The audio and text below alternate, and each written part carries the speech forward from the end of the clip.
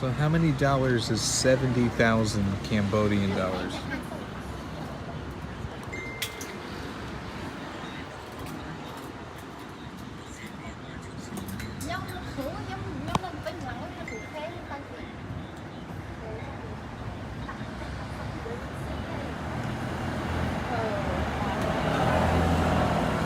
Giờ mà đo lương cho mình thấy hay mì đó mà nó tới từ sao mới tinh nó trao thôi.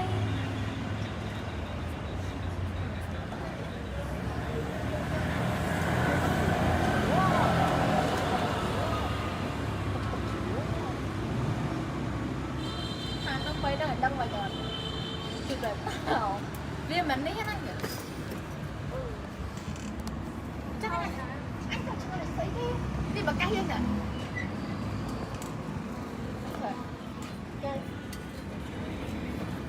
Anh có mấy sai thì xong một cái pha một cái quay như thế này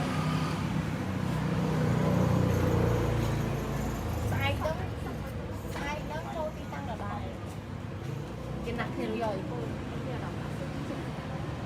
anh ở chơi trên đây nè